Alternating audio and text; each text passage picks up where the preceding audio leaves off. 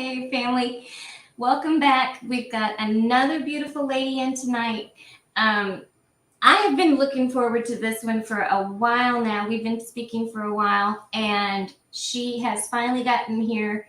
So I'm going to go ahead and bring out Alex. Oops. Hey, Alex. Oops, wait, hold on. I got her. There we go. There we go.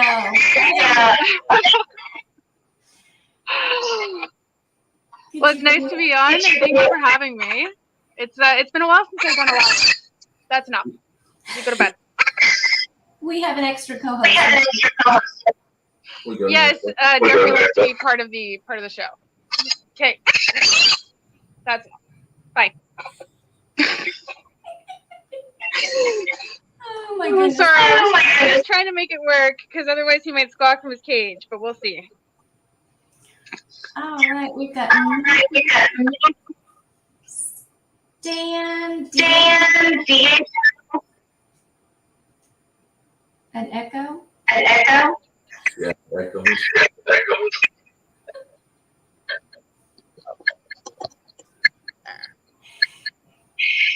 Is it on our end? Oh, it might be on my end. I'll grab my headphones. One sec. Okay.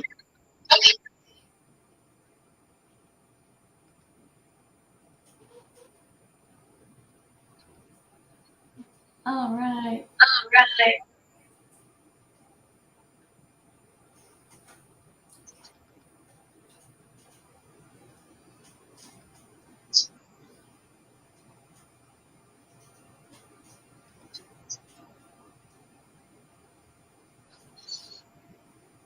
I'm trying to wait so I can hear you.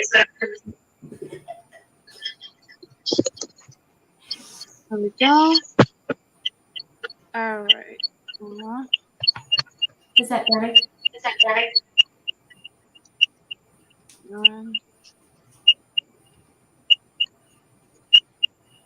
Why isn't it connecting?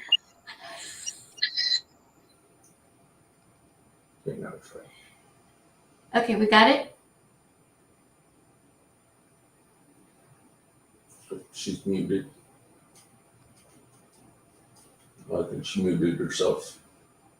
Did you mute?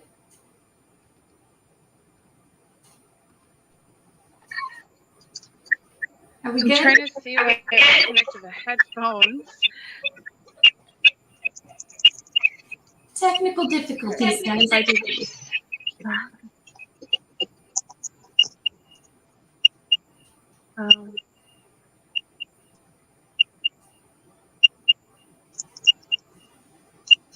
Shoot. It's not connecting to the headphones. I'm so sorry. Like I said before, it's just been the perfect storm trying to set up the laptop, and then that's not working. Yes. You're fine. You are absolutely fine. You are okay. Yeah, it's been a busy couple of weeks. Now you had Come a show, here. right? We had a show, on Sunday last week. Okay. And that was already, it was our first show in about 2.5 months.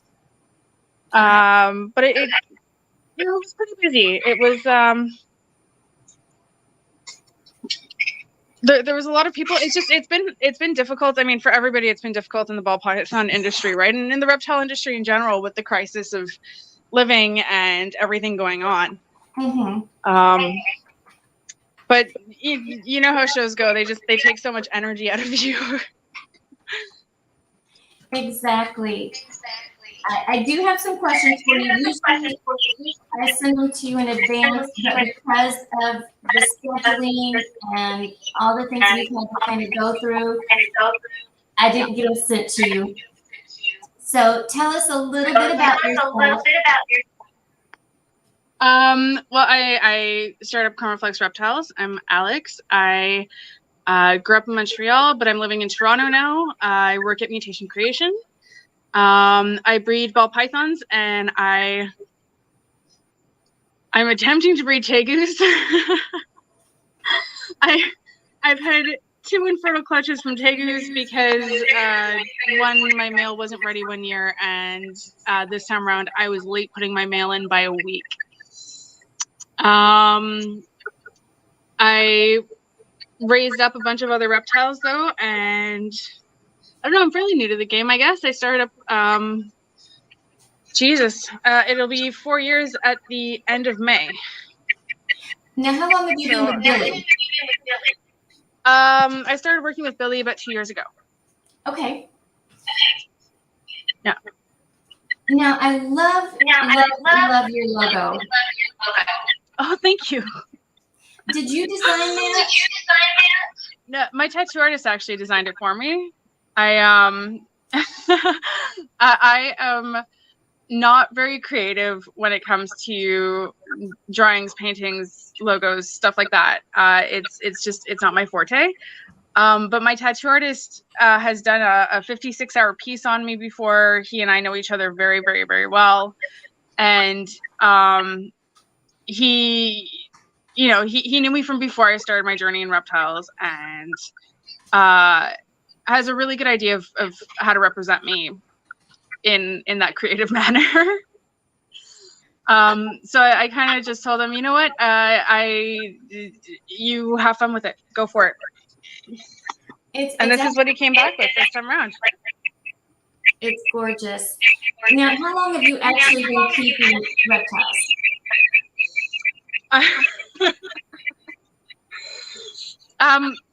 4 years at the end of May. I was in a car accident a few years back and had kind of lost my way and lost what I wanted to do and lost what I was doing. I was put off of work for the longest time. And I fell on YouTube videos of, well, first off, of retake breeding and retake genetics and all the different morphs in that. And obviously, as somebody who had never owned a snake before, retakes are a little are not exactly where you start. And then I found ball pythons, and I started binge watching and reading up and researching and learning as much as I possibly could, and I absolutely fell head over heels for it. I did know a little bit about reptiles before. I had a neighbor who owned a reptile shop, and his iguana kept escaping and getting into my backyard. And that iguana came to live with me at one point for a couple of months. But apart from that, I hadn't really had any experiences with them. And then I don't know, I kind of jumped off the deep end. I bought one ball python, and the next week over, I bought him 5 girlfriends. Obviously not the best way of getting into ball python breeding. And I think it's a mistake that a lot of us make when we first start off, is we jump off the deep end, and just like everybody, you don't start off with all the knowledge. You don't start off with all the experience or knowing any of that. I'm sure all of us say that if we could go back and, start with what we know now, we would do it all differently. But it led me here. Absolutely true. You spoke of retics, and Nicole, Lady Tiss, is in the chat. I was begging for a retic for 4 years. Yeah. And I finally got my mainland. Congratulations. It'll be a year. About in September. So he's I had a mainland. She when I moved out to Toronto in Quebec, I was able to have her, but where I'm at here with the area, the regulations and stuff, I wasn't able to have her with me. So unfortunately I had to give her up. I got into it the wrong way. I should not have gone to retake with how new I was and how little I knew. I was extremely, extremely lucky that she was very, very well behaved, very, very gentle, super calm. She was. If it were anything, if it had been any other retake, I would have been in trouble. So I was extremely lucky. But no, I still miss her all the time. She was about 15 feet, 120 pounds. Okay. Yeah. Yeah. He's about 7 foot right now. He'll grow. Yeah. I'm ready. I'm ready. What now, genetics is he? Okay. he is a albino lab albino. Sorry, what albino? Go ahead. Can you read that, Alex? Mike and Cam. It's not on the computer, it's on my cell phone. My computer, unfortunately, is updating. I tried to switch onto my headset, but it wouldn't switch over. Let's see what is this.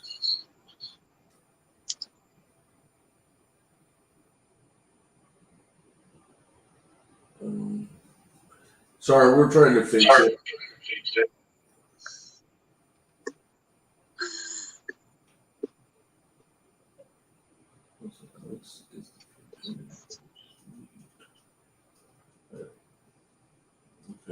Okay, I'm Right. sorry.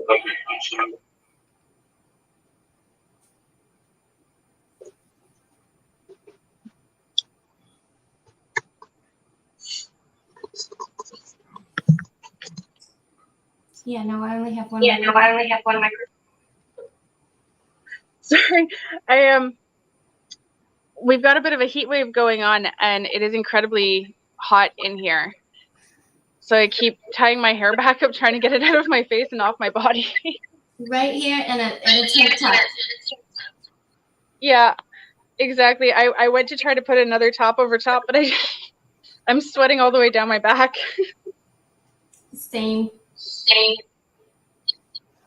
I think that's what we get used to when we work with reptiles, right?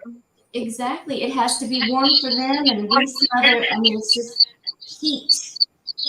Solid heat. Oh, my dog hated it. My dog was a big, hairy, heavy-coated dog, and it would be about 80 degrees in here on average. She was not the biggest fan of the reptiles. Mine, we only had, I think, 3 when we lost her. So she didn't experience the masses that what we have now. So Yeah. she would be so curious. She was a sidekick. My Tegu, my male Tegu Rubius, and my dog used to lay down together, and they would go into her dog bed together and just like cuddle up. It was the sweetest thing between the two of them. I'd never let any of my females do that with my dog. I never let them close to my dog. Females are not trustworthy. No. But my male was when I have insomnia, you are my buddy that I speak to during the night. Yes. Well, I think that's also one of the things with reptiles too, is that we kind of get used to working a different schedule, right? Like we do what needs to get done and when it needs to get done. That's exactly it. And you and I share the same love of project. Yeah. We the labs, the inchy cinnamons, those kind of the hypos, the bananas, the tides. Yeah. Those kind of things are. Yeah, we talked a little bit about some of those projects coming up. Yeah. And I was really excited to talk to somebody who had stuff going on that was similar. Mm-hmm. Where is Alex? Alex is in Toronto.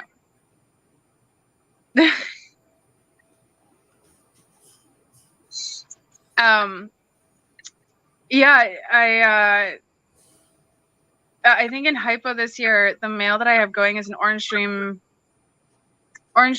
Cypress, and Mojave het hypo, who's going to a couple of visual hypos, and I have an orange stream hypo het pied male going to a couple of hypopipe projects. But those are mainly just to establish some like 4, 5, 16 visual hypos to then make double hets in the future. I looked up the potential of one of his babies with one of the babies that I produced last year from an Orange Dream Cinnamon Enchi Vanilla Fire het hypo male to my visual hypo females. And the odds came out with like, it was 512 possibilities. And I just kind of looked at it going like, how do you even ID that? I got intimidated and I went, you know what? I'm gonna put them towards double heads and they will be powerful double heads. Exactly. But I'm not gonna try to. I mean, at that point, I'd be more concerned about making a white snake and not being able to identify it. 512, and that was a visual hypo to visual hypo. So at least you know everything's hypo, but what else is it, right? That's it. And you know, once you get past the whole blue-eyed Lucy phase, the last thing on earth you want to make is a white snake. And that's where things get complicated. I mean, I have one pairing this year that has the possibility of making blue-eyed Lucies, but it's because there's enhancer to it. So everything comes out minimum head enhancer, and it's you know, to satisfy those people that want those blue-eyed Lucies, but also on the other end, they'll be head enhancer. So at least I know what I'm getting. You can't go wrong with a head enhancer. No. And this enhancer is gorgeous. The male is the first generation son of the original enhancer female that came from Africa in 2005. Yeah, so he's pretty much as pure as you can get the line. And there's a huge difference between DG and enhancer when you look at them in person, and especially when you go back to some of the original animals that came out of them before the line got diluted, before it got muddled a little bit. So it's pretty intense. It's really nice. I love looking at some of the stuff that Billy produces with the enhancer. When you look at it and you're like, what the crap? But I mean, I was even looking at one of the males in the holdback room right now. It's a Firefly Yellow Belly. Was it Firefly Yellow Belly DG Cryptic or Krypton? We're not sure if it's Cryptic or Krypton. It came from the collection that Billy bought. Billy bought the original enhancer female with the collection that came along with it from Montreal. But yes, this DG male is just absolutely stunning. He looks hypo. He's got these blues. He has these purples. He's just beautiful. I love. At first, I wasn't really excited about the DG, and then I started seeing the DGs, the enhancers, all of that, and I was just like blown away. I was like, oh my god. Yeah, I'll admit, I mean, DG and enhancer, they're not my first pick when it comes to jeans. I like jeans that pop. I like contrast. I like color. I like bright stuff. I like lavender, black pastel with lavender. Hell, I made a couple of black pastel pinstripe lavenders that are just gorgeous. And I love the bright neons to them, or the contrast that happens when you put Orange Dream with a dark jean like cinnamon and you put hypo to that, and you wind up with these pops of neon orange and these dark blues and blacks. Just beautiful. But I can appreciate DG and enhancer. I can appreciate how pretty it is when it comes together. But it's definitely not my first pick. Yeah. It wasn't mine either. But it's still pretty. It's pretty. Yeah. I wanted to know, because I did ask this of a lot. because it's a females and a females only. And you and I have talked about this. Have you had any pushback, any trouble with men in the industry? I have. I've been looked over many times. Even at the vending table, they'll push past to talk to one of the guys. They'll ignore me. Or when I first came into the reptile hobby, I had a boyfriend, and people would automatically go to talk to him, assuming that he was the one who was doing all of these things. I've had people tell me that I should. In the beginning, when I first started off, I did my makeup all the time. I, brushed my hair out all the time, had my hair done. I had colors in my hair. Had my nails done all the time, all of that.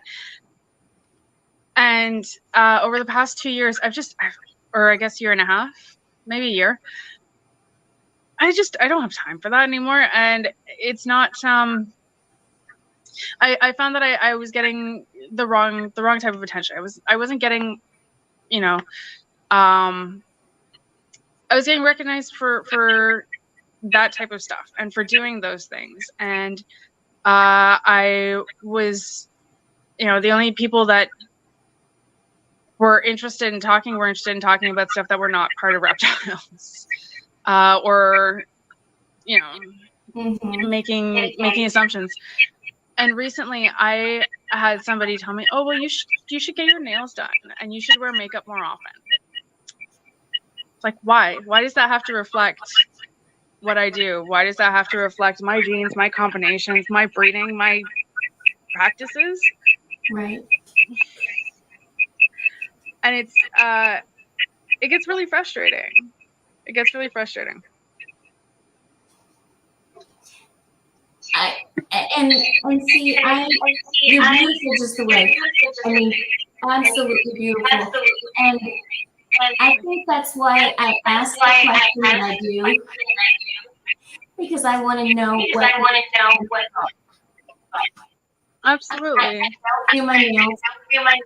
I do makeup, but I'm in here picking up snake food. I'm cleaning rat cups, knee deep in crap. Exactly. It's not glamorous. No, it's not. I took a picture at one point. I had done my makeup up, and then I was holding my Tegu Ruby, who had just come out of his tent. I'm covered in Tegu scratches, and I'm covered in dirt across everywhere. I have dirt across my face. And I'm just like, why would I put makeup on for this? Who am I doing this for? Right? Normally, I don't even have tank tops on, but it's because of the heat. We're just so up here. A lot of the times I'm wearing, one of the t-shirts that we receive. At Mutation Creation, we get a lot of t-shirts sent into us from different people, and it's so appreciated, and we love giving shout outs for them, and going onto their social medias after and seeing what they're doing and all these different things that we wouldn't necessarily catch otherwise. Jeffrey, though, I've been teaching Jeffrey not to eat the shirts. That's been very difficult. But Jeffrey does have a favorite to eat. He likes to eat the Mutation Creation shirt most of all. I swear I used to have probably 5 of these big black Mutation Creation shirts with the big eye in the center. Mm-hmm. And I guess it's the texture or something. Jeffrey doesn't like the logo, the eye in the center. And he goes and he chews out the entire center of it. So obviously I can't wear those anymore. No, that wouldn't be good. No, but like I said, we're going through a heat wave. So today is one of the only days where I'm actually wearing a tank top. I don't usually. It's just way too hot in here, and the humidity is up so high. that's how it is right here. We went from 60s all the way up to 90s right now, Yeah. and it's just smothering. I mean, it's horrible. And Yeah, I don't know if you the can other thing see, but I have like Oh, beads yeah. of sweat. all the sweat everywhere. It's And the other horrible. thing that you must experience too is the frizzy hair, right? Oh yeah. Yeah, and because I I'm in haven't my had a good hair 50s, day it just in years. looks, you know. So I'm just like pulling it. Oh, it is what it is. This is what we do for what we love, right? Right? Exactly. Exactly. I wanted to know which platform of social media do you think is doing the most good for our community? Ah. So I suck with keeping up with social media. I mean, you anybody who looks at my Instagram, I take hundreds and hundreds of pictures, and then I forget to post them up. I think one of my biggest struggles is hashtags. My little sister at one point told me that my hashtag game was weak, and I believe her. I don't even know what that's supposed to mean, but I believe her. So I get kind of intimidated by social media. I really like TikTok in the sense that I feel like it reaches a broader audience with or without hashtags, because we share the videos, we've got more people who are looking at them, they have more context as to what we're doing, and there's a lot of really, really good creators on there, content creators, who are showing the positive sides, who are educating people on these animals. Yes, Jeffrey Jeffrey does have very specific tastes. It's usually very expensive. Once it was in the form of a probe, and ordering those and getting them across customs and stuff like that, that was fun. A lot of fun. I swear the birds cost me more money than he's worth. But so when it comes to Instagram, I find, you know, some people will see certain things, but they're not going to learn about it because they see pictures. They don't see anything further. When it comes to Facebook, the Facebook reptile groups are so dramatic, and there's so much arguing, miscommunication, misinformation. And everybody and their uncle's whatever, their monkey's uncle thinks that they are right, 100% right, and they believe that there's no other way of doing things. So it just creates this hostile environment that nobody wants to be a part of. Very true. So ultimately, TikTok and YouTube are where I tend to follow things. TikTok is just easier, and it has a broader audience because people are more likely to watch a 3-minute video than log on, try to find a random video that's 30 minutes long about these types of things. The one thing I don't like about TikTok, in reptiles, we often get shadow banned because of our content. And I find that, you know, it's one thing to do live feedings on social media, or to even show feedings of frozen thawed rats. But I feel like when we do stuff like that, we kind of have to put a warning out there. Like, you know, my snake's got to eat, but like, if you're interested in watching that, let me show you, this is a warning right now. I'm about to feed my snake if you want to see that. I don't think anybody should, you know, have to open up their phone and bam, you see a piglet getting eaten. Or, right. And like, I mean, again, I'm a reptile keeper. I have no problem with animals got to eat. I come from a dad who raises beef cattle. I've shot cattle. I've hunted, like, you know, circle of life. But I believe that everybody like deserves that respect to see. And, you know, there are some people who are a lot more sensitive than others. And if we don't want to get shadow banned, and if we want to be able to get the word out there, then we need to be a little bit more, a little more picky about what we put out. I agree. Yeah. this is kind of and this is just an open, like there's no Uh-oh. wrong answer, and I can explain. Is there areas in social media that you think is underutilized? Do you think we could use it in better ways to better show? Absolutely. Absolutely.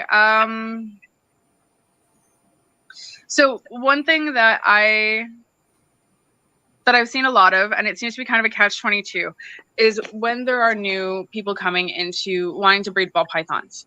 They claim that there aren't enough resources, or a lot of them will, when I used to be on Facebook groups, technically I'm still a moderator of a couple of groups. I haven't been on them in unless somebody tags me in something, I don't open them up. One, I work like 120 hours a week between MC, between my job, and between this place. I don't have time for like childhood dramas and stuff like that and all that crap. But when I used to go on those sites, I would often see people, asking advice on these groups. Well, how do I breed this? Or what should I breed to this? Or what do I do with this? And my biggest thing, like I would tell anybody, is get yourself a mentor. Find yourself somebody who's been doing this for years, who knows the ins and outs. Go work and do the grunt work for minimum 6 months at their place. Clean bins. Watch them cut clutches. Watch how they hatch. See what can happen. See the possibilities. And also learn what genetics interact with each other. Like, I am the biggest advocate for becoming an apprentice. And starting from scratch and working your way up from there. And I would get so much feedback from people saying, well, I tried contacting these breeders, but they won't get back to me, or they did it this and that. But then I figure out at a later point that, a lot of these people are just trying to they don't want to work for it. Okay. They don't want to put in the grunt work. They don't want to put in the leg work. They just want answers. They don't want to actually do anything to get or earn any of this advice or any of, the tricks of the trade or learning how to take care of things. And that becomes dangerous. I find that if there was a better way where the community was pulled together type of thing, sorry, like Darlene says, it's not always possible for everybody. There are different things.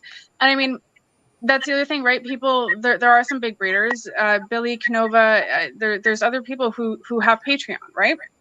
Where you can learn these things. You can go through that program. And I know it costs money, but I mean, so does your time if you're working at a place and doing the grunt work. Mm-hmm. The experience that you're learning from these people, they put in years and years and years and hours upon hours of work to learn these things. It's not something that should come freely. It's something that you should earn or should work for, or put in the time for. But I feel like the community needs to stand together better, and be able to guide these new people coming in. Have kind of like a standard operating procedure type thing for these things. I feel like there'd be a lot less mistakes. I feel like it would save a lot of people a lot of heartache too when going into this. And doing things like that would also stop, that person that starts and that within 3 years is out of the game because they didn't realize how much work it is. They didn't realize how much money it is, how much heartache, how much loss it is. It's like I told you, I mean, just 3 weeks ago, I lost my first 2 clutches of the year because my incubator spiked. And even, with all my experience, even with everything that I'm doing, even with temp controls, herp stats, sensors, spans, these things happen no matter what stage of breeding you're at. Who was it? There was the breeder who had everything right set up in their place. A pipe burst above their reptile room, drowned their entire collection. Like, how do you anticipate that? Right. So, sorry, coming back to the point of, better use of social media. I think it's not just social media. I think the community itself needs to have a better backing together, a better way of standing together, and communicating these things to people without it being an insult, without it being, straight up to their face, you're doing it wrong. Not to quote Billy, you're doing it wrong. Wrong. I mean, he's right, but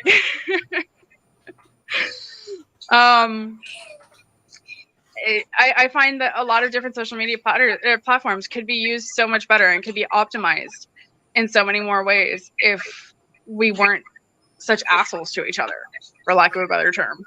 That's a good term, though. I mean, Bluntly said. Bluntly said. Yeah.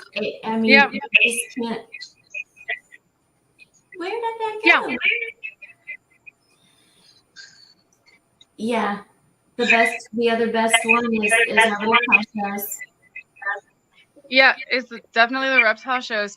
But so Montreal, when I first started, it was COVID, right? Or it was, I think, 6 months before COVID started. Okay. So there were no reptile shows when I got into it. And even after I got into it, we didn't have reptile shows for a year and a half, 2 years. Yeah. About 2 years. So it's for the longest time I drove from Montreal to Toronto once every 2 weeks to learn from Billy. It's a 5 to 6 hour drive each way. And, not everybody can afford to do that. Like I said, I was off of work at that time from an accident. So obviously not everybody can do that. I was very lucky that I could, and I was very lucky that Billy agreed. I guess in doing that, he kind of saw my motivation for doing this. But it is tough out there. Yeah. But it's harder or more frustrating too on people who, if you try to contact somebody and ask them, for advice, for help or whatever, and they try to teach you how to find the answer, and you don't want to take those steps, it just gets frustrating for everybody else too. Or the ones that they want you to just give them the answer. Breeding plans, man. Breeding plans. Just give me the breeding plan. If you would just give me the breeding plan, I'd be ever so grateful. It's like, you know what? You want me to make your breeding plan? Then freaking pay me at this point. I've never accepted money for any of that. I've always told somebody, if you send me your animals, I will write out a list of what I would do for a breeding plan. But I want you to do the same thing, and I want you to send me your list first. So then we can interact, and I can show you why I chose what I chose, and we can discuss your options. But these people, 3 out of maybe 10 people will get back to me with that. Everybody else ignores me. Yeah. Go away. Yeah. No. We all have our own businesses, jobs, etc. And we're just exactly like you. We love to help people, but you also have to help yourself. Exactly. And when you're being taken for granted, and again, these people who are just getting into the industry, they don't know that it's taking somebody else for granted. They don't understand that what they're asking for is somebody that they need to learn for themselves. They expect it to be, a 2-minute answer or whatever. It's taking 5 minutes out of their day. Why is it such a big deal? It's a big deal because we're trying to teach you how to do it. Exactly. And we're wasting our time if you're not willing to do it. And if you're not willing to do it too, then chances are you're not going to make it in this, and we are wasting our time.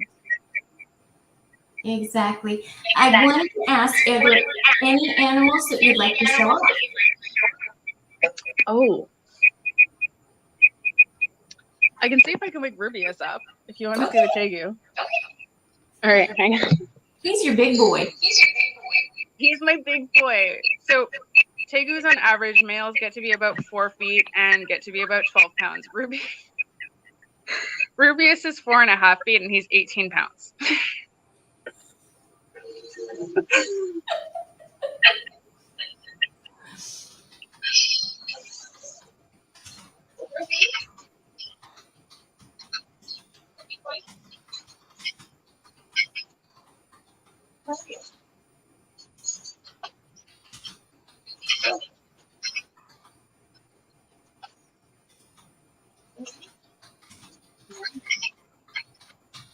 So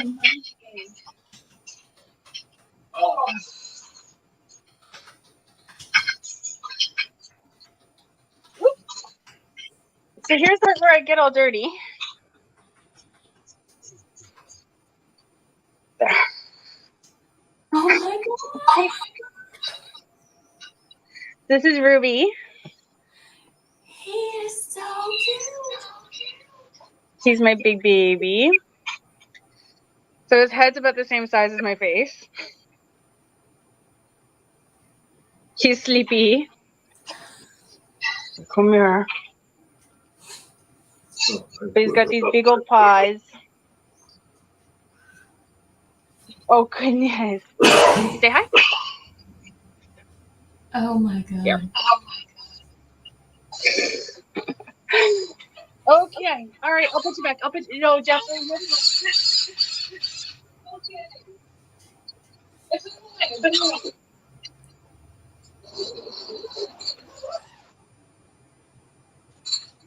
Yes, he does. Oh. Sorry, Jeffrey. Jeffrey gets jealous. So, like I said, Tegu love is not glamorous.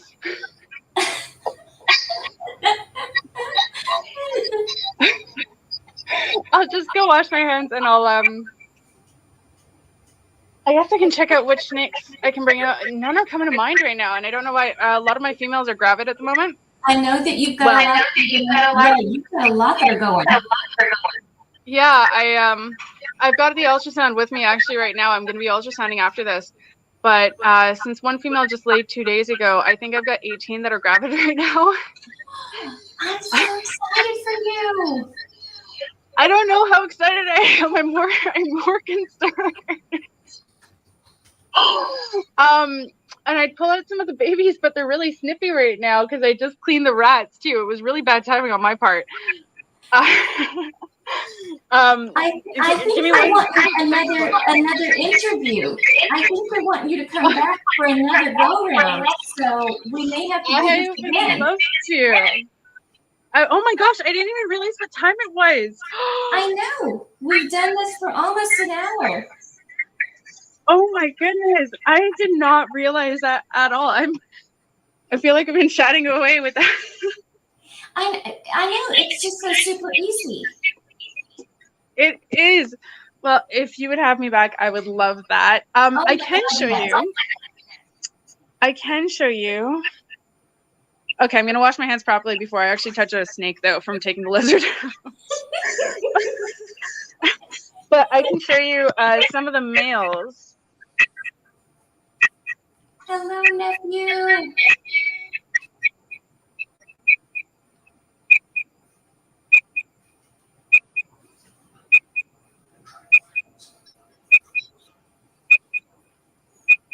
Oh my gosh, I just figured out who I'm going to bring out. Jeffrey might squawk. He doesn't like it if I touch any other animal and don't pay attention to him. Okay. Jeffrey's so jealous.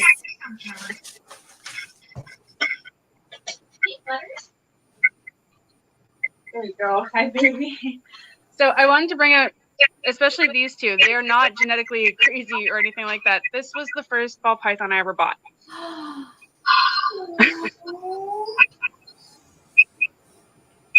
So he, again, is nothing genetically crazy. I mean, he's spider for God's sakes. But he is a banana spider het red exanthic. He's a male. I named him Butterball because he looks like butter. And he's a ball python. I know, original, right? Oh, I've got dirt under my chin from the tegu. But yeah, so this is Butterball. He's my sweet boy. And because he was my first, he's actually getting an enclosure made for him. He's going to be out of the rack and in an enclosure. I obviously don't breed him. Unfortunately, the way it goes, it's just his genetics aren't worth breeding. And I don't want to make anything that's not going to be appreciated or be able to sell and go to good homes and stuff. Hey, babies. Yes. You know what? My first was a queen bee. Hey. I think a lot of people's firsts have spider in them, right? Mm-hmm. I mean, it's that pattern that everybody loved, and it was so oversaturated for the longest time. She's absolutely beautiful, and we did breed her last year, and she gave us all good babies, no wobbles, no nothing, and we don't have any left. Wow. I do have another one to show you. So, like I said, Butterball was my first ball python, but my little sister had 2 ball pythons before I got into them, and I hadn't really held them, hadn't really touched them much or seen them much. And then probably about 2 weeks before I bought Butterball, I started holding her ball pythons. And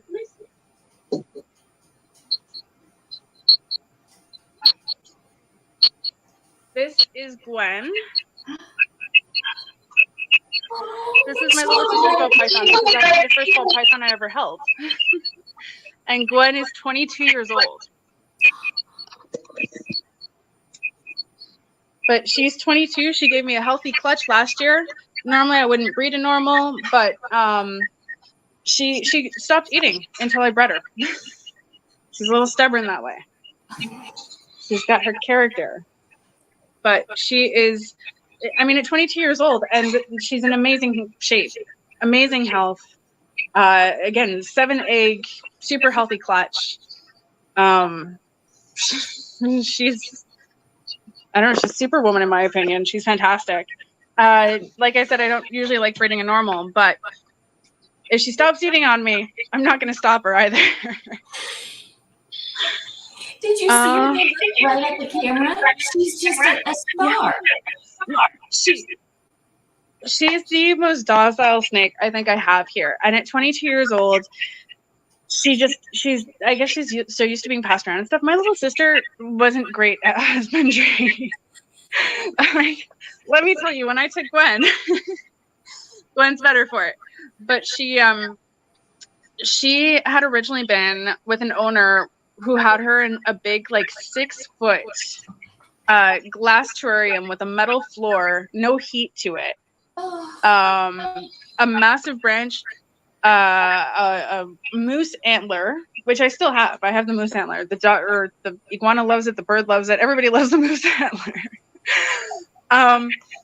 But Gwen was in there with like no heat, and my little sister had no idea that, you know, I don't get why she won't eat this week, or these different things. She had newspaper on the ground of it. Yeah. But like the fact that she's 22 years old and she's thriving now. But she survived like all those years, and she was at a healthy weight, a healthy size. And God knows how long she was like that. It's incredible. Awesome. I find that we don't give these animals enough credit. Mm-mm. I mean, obviously we have to be careful, but less heat isn't as bad for them as too much heat, as I'm sure we can all agree. Chroma Flux yes, that is my YouTube. My YouTube, I have to get better at doing YouTube with the ball pythons. I've only ever done my YouTube videos with the tegu so far. I do have to do a lot better with that. Like I said, I suck with social media. I do have to get better. Oh. Here you go. He's in shed. I was going to show you the pastel butter enhancer. What about you? You want to come up? Are you going to be an ass? He might be an ass. But this guy, who's hiding his head, this is a special that comes from Billy's place that I'm helping him test out. He's got a ringer at the end there. He's supposed to be possible het monsoon and possible het pied. So he's gone to a couple of my older het pied females that I'm selling off at the end of the season after they lay. But we're trying to prove him out for his het. Oh, there you go. We're trying to prove him out for his het pied, and hopefully see some monsoon markers on him. Could you figure out where you're going though? Like all males, he is a mover. That's normal for males. Right. Females just kind of like to lounge there. Males like to move it. Exactly. What else do I have in the males? In the males, I've got the OD Hypo, who's super pretty, but he's also super snappy.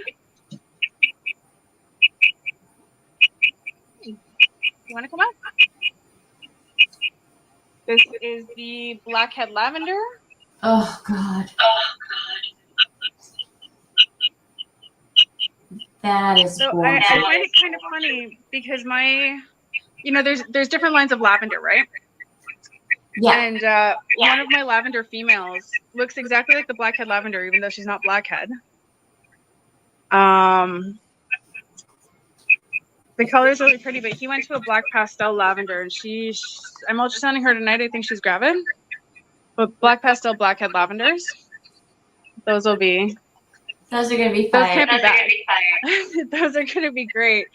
I'd like to throw something darker in there at some point to try to pull out a little bit more color. But apart from that, there's the Yellow Belly Dream. There's the Java Albino Pied. Who's down there? Oh, Cypress. Man, I'm trying to think. Most of my males are in shed right now too, or they're not eating because they're being paired.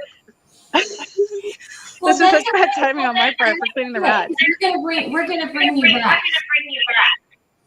Well, I would very much like that, and I'll be more prepared with a laptop that works, and we won't have this feedback issue on the mic. That's okay. Before we go, I do want you to tell us if you have any shows coming up so that if anybody wants to come out and see you. I think the next reptile show out here, the next Reptile Expo is June 25th. Okay. That I will be at vending at the Mutation Creation table. If anybody's in Canada looking for animals, I'm about to be posting everything up on Kijiji that I have. I didn't realize how much time had slipped away from me. You know how it goes when we put something off just a little bit? Just a little. Did you get those updated yet? I'll do that next week, right? I'm doing the pictures this week, and I'm doing the weights this week. I finally got them up and running on my Husbandry Pro store, and I got the prices up, but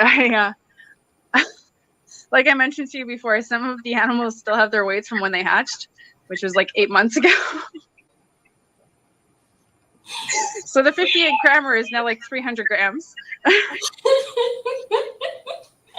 Oh, Sammy, that'd be awesome. I think we have our big expo in September. Okay. But yeah, I'm posting up a bunch of stuff. I do have to get better at posting up on my Instagram. I'm trying. Now, will you be coming to Tinley in the fall? That kind of depends, just because I do have about 200 animals here, and I'm alone doing it. So it's pretty difficult to take that time. So it depends on Mutation Creation, and it depends on my facility and how we're doing. Okay. I am probably going to be looking for somebody part-time to come start helping out here. It's becoming a little bit intense. A little? Just a little? A little bit. I mean, when you start to realize that you've got 18 gravid females and most of them are like 9, 10, 11, 12 eggers, you start to get a little worried. Exactly. If You're the one in the pink shirt. We want to meet you so badly. We got to meet, of course, Austin. We got to meet Jackie. And of course, when they went down. Yes. Massey, I'm in Ontario. The next one for the expo at International Center is June 25th. We just had the one on May 7th. Sorry. But yeah, no, Austin and Jeffy get to go down because Austin has like somebody to cover his stuff, right? Right. But also, if you leave the reptiles for a week, it's not the end of the world. If I leave the bird for a week, it's the end of the world. Oh yeah. Yeah, Jeffrey would he'd get angry. He'd And I get a didn't little even choose perturbed. him. That's the worst part. How did it even happen? Maybe in his like shiny ADHD. Let me get a macaw because it's green. It's my favorite color. Oh my god. Okay, now that I've promised everybody that I'm going to bring you back, I'm going to go ahead and put you backstage. I'll tell everybody good night, and then I'm going to come. I'm going to come back and talk to you for just a second. Okay? Yeah, no worries. Sounds good. Okay, honey. All right, talk to you soon. Bye, everyone. All right. Thank you guys so much for coming in. Thank you for putting up with our technical issues with the echo. I really appreciate you guys hanging in there with us. We will bring Alex back. She is so lovely, and I just absolutely love her. She's got a lot of awesome knowledge. Of course, she works with Billy, so she's got that as well. And we will be right here doing what we love, loving what we do. Go get your mom juice, because we're coming back here in an hour with Holly from Texoma. We got a co-host tonight that, of course, you guys are going to want to love to see. So don't forget to come back. Good night.